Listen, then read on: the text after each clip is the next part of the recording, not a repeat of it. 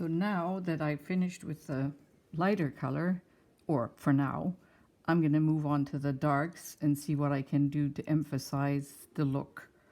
And I mixed with my indigo and Payne's Gray and stuff, sort of a mix with shadow. I mixed in a little bit of red and green because there's green, but it's the shadow line, so you add the opposite color, which is red. Okay, that's a little dark. I'm going to go with a little more green and red instead. And if that works, yeah, I kind of like that. So I'll just dab the color on where I think there should be a receding area, you know, to set the other part forward. And it sort of creates that dappled look, which I'm wanting. And even though it's just a bunch of little tiny dabs of color, when you step back, it's a cohesive picture. That's what always gets me. I just love it.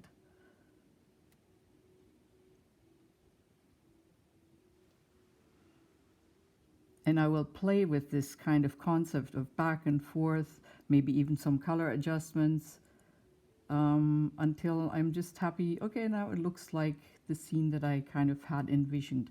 It's it's still a long ways to go before I actually get exactly what I'm looking for, but it's getting a lot better. So I want this one to be behind.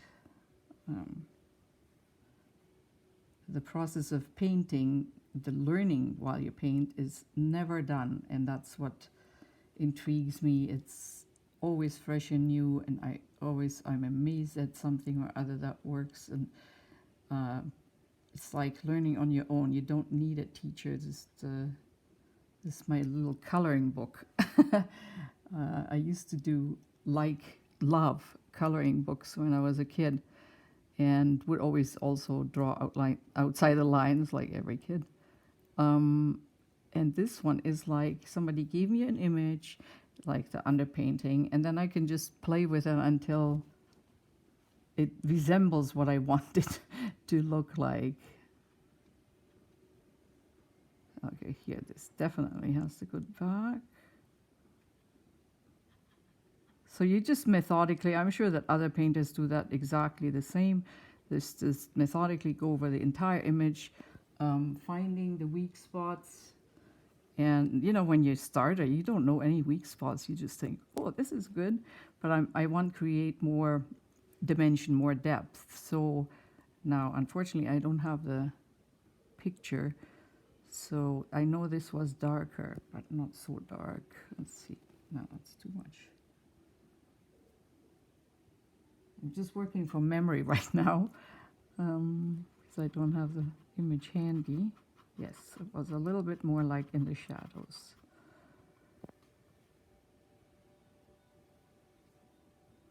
Got a little bit of the wrong tone. It's more green than I want it to be. That's better. And the good part is with oils, which are so glorious, you just wipe off what you don't want there. Just get a little bit off there. And what remains kind of darkens this part a little bit. I still have to work on it though. But I really want this fence to go back, like have shadows, be more contrasty.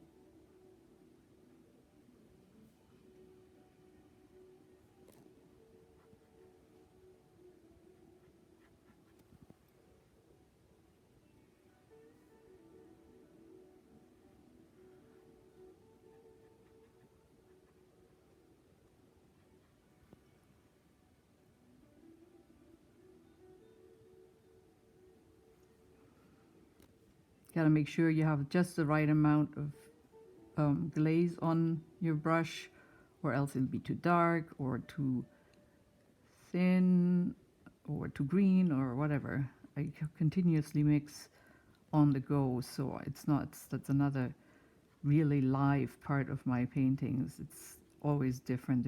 Nothing is the same.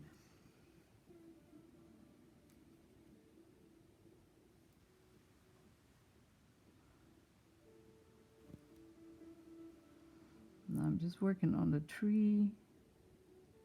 There's ways to make it more in front of whatever is there.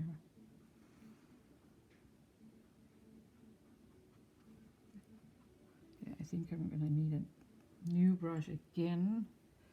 I go through brushes that lose their, oh no, this was purposely a thicker one. Okay, let's switch to the finer brush here for that little edge.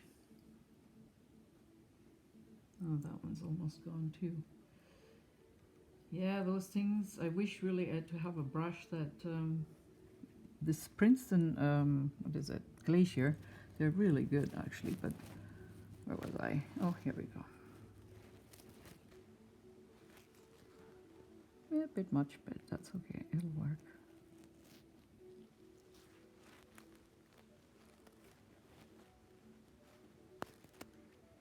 Just weird shapes coming out just because the brush strokes from before were coarse and I stayed with a larger brush and let the colors flow together and stuff. So it's very, it's like cartoony. To me, it looks cartoony.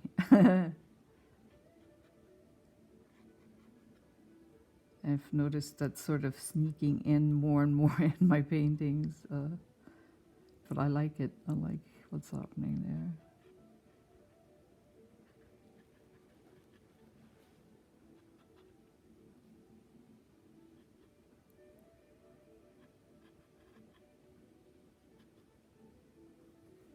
Okay, so you can see what's going on here. You can see how the alteration kind of adds a little bit more than before. And that's what I keep doing until the image is, so to speak, complete. Or sometimes I leave it just the way it is because it conveys a different message other than the perfection kind of thing always. It has to have a feeling to it.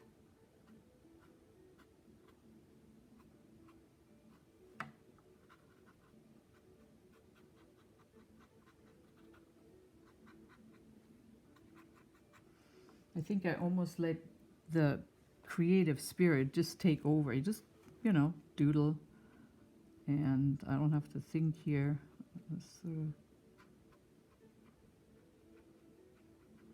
It knows what it wants to paint, so the less I'm in the way, the more it'll get to the point where I'm going, yeah, that's exactly what I wanted.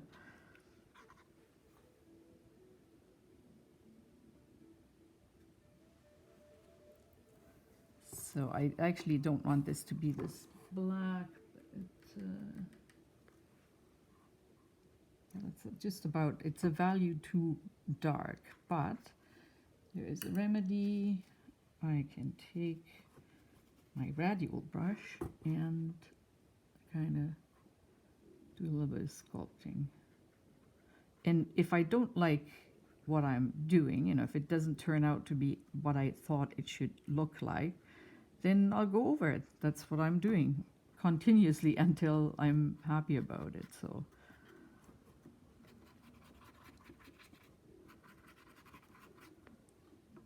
yeah, I think it'll also need some more highlights is my guess, but I think it works, even though it's not quite right. That's why I'm trying to be not too perfectionist, because that's the charm of this whole thing. It's more like a dream.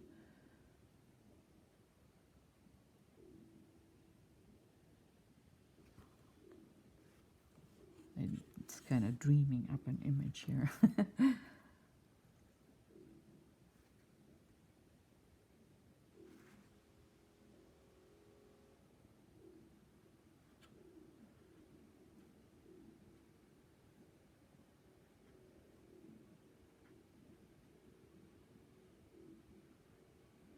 There are all the little creatures in there that I saw before, I guess, and I have to sometimes just emphasize them, just add a little bit more shading and make it more 3D kind of thing.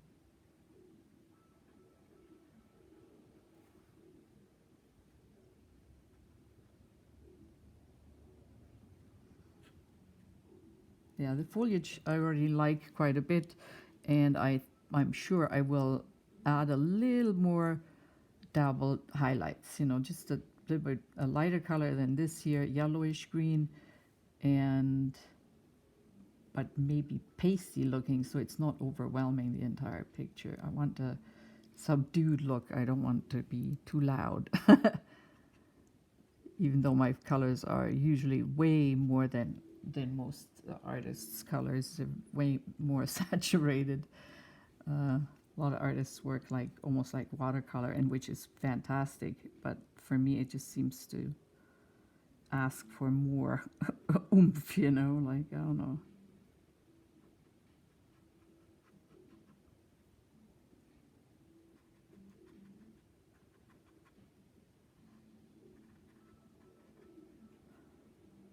That definitely has to get a little darker. I think this part here was too much.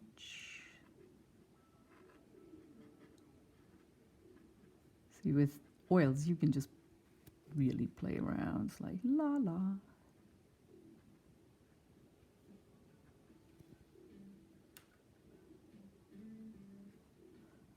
Like if I can fully concentrate just on painting instead of having to talk about it, I could just zip along. I can work pretty fast sometimes. But I find that taking your time kind of gives you a better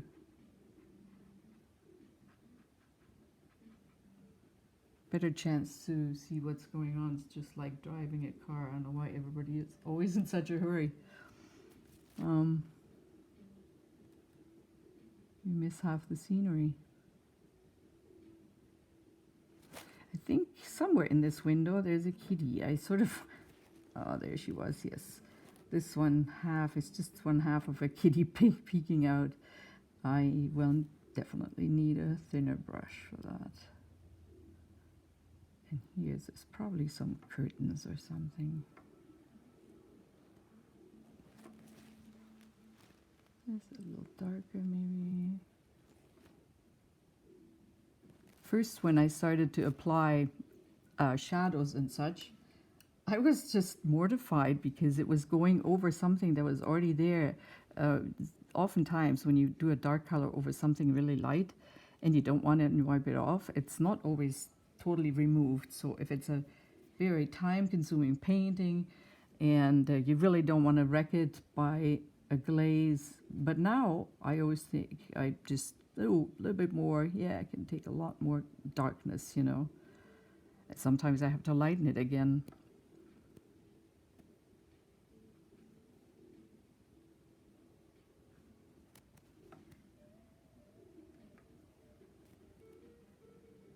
There we go. A subtle mix of, we're making this sort of a little bit dark. And this, not sure. There's a lot of glitches in my buildings, but I like that about them, actually. I used to be very uptight about how it has to be exactly like the photo, and now I'm just like, why can't it just be the way I want it to be? There's more wood, and there was more things around here and all this stuff, and I took some of it out because I'm just too cluttered, you know, like just cleaned up the yard a bit there.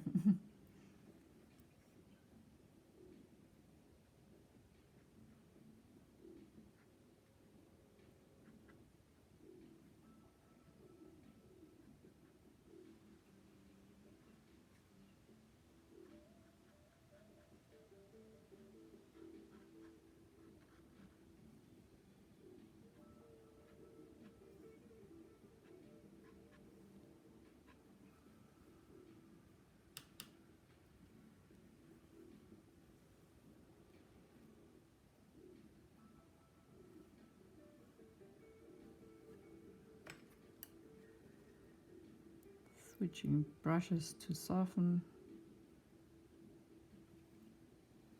Ooh, I can probably do a little bit of that here too, especially for the stuff that was too dark.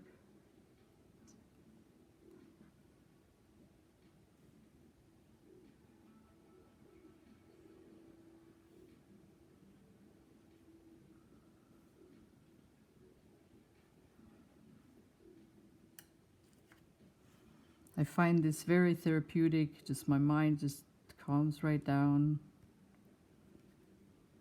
just concentrates on what's going on and what you want to achieve, and you just work on it. It's a little inconvenient to do it that way because you switch back and forth, but constantly having to clean brushes. But the vision just comes to together better that way.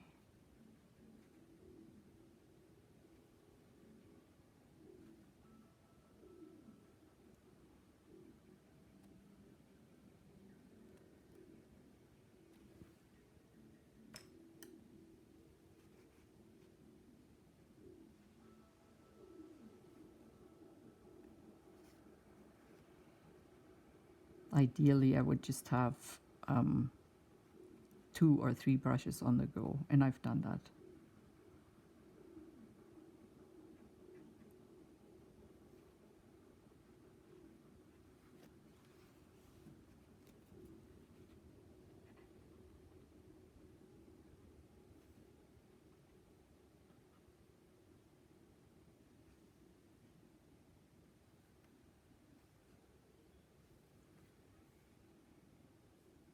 I think this needs to be darker, but I'm not exactly, can't remember what that looked like. I think this whole section was darker.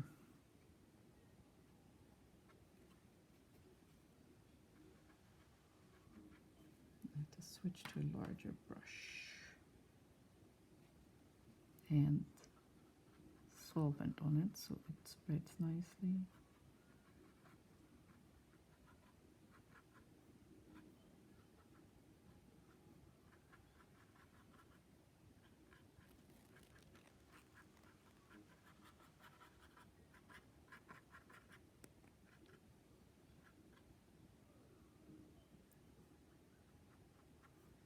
Yes. And there's a shadow on here somewhere.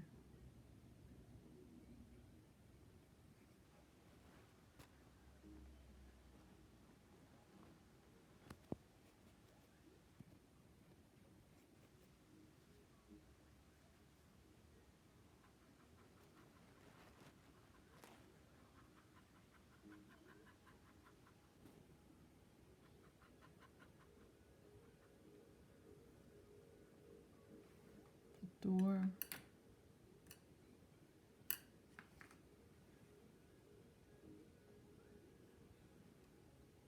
That is receding.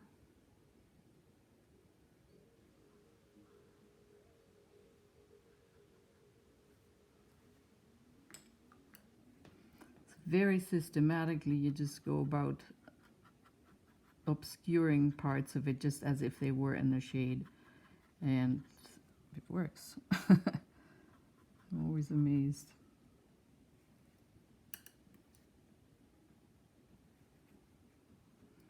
This fine brush is getting less and less manageable here, but still can work with it. You can work with crappy brushes for a long time. Just for the very finest details, I'll use a new brush. Because for some reason, if you don't use them daily, they get wrecked immediately. They want to be used daily, and then they stay supple enough. And it's a little problem because I paint different things, and sometimes I don't need one brush for the whole time.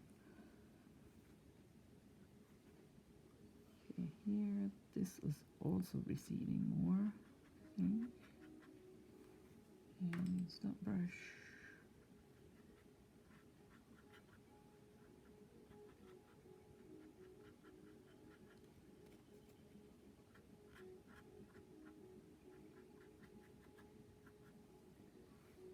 Right. There was a few more spots, I'm sure. Like here.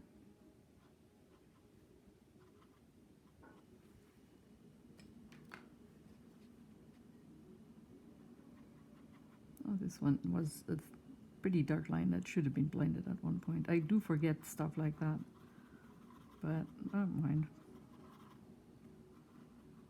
Like as I'm getting more forgiving with painting, it seems like I'm getting more forgiving altogether. It's like, it's just not worth it. No sweating it there. No point.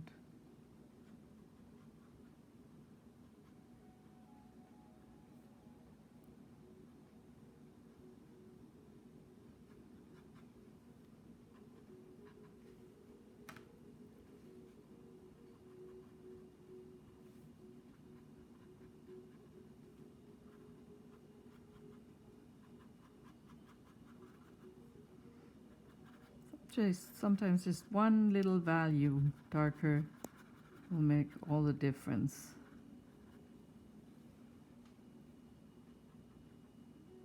That was also a little harsh, but we can work with that.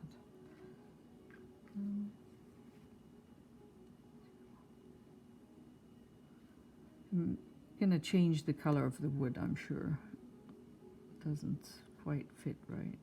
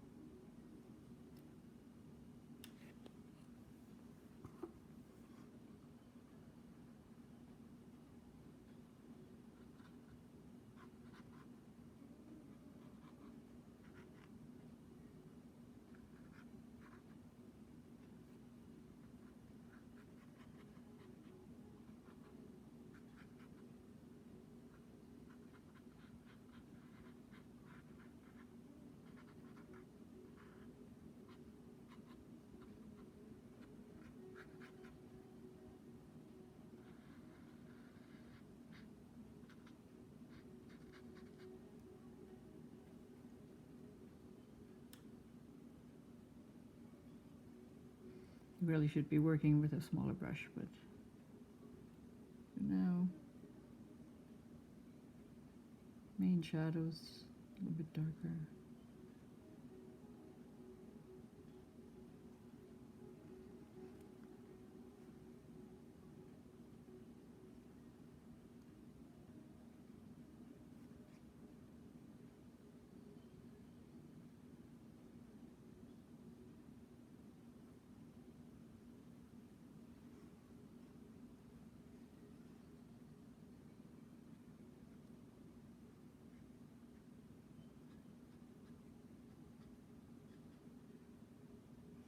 I think there is some silvery blue needed here or something like that.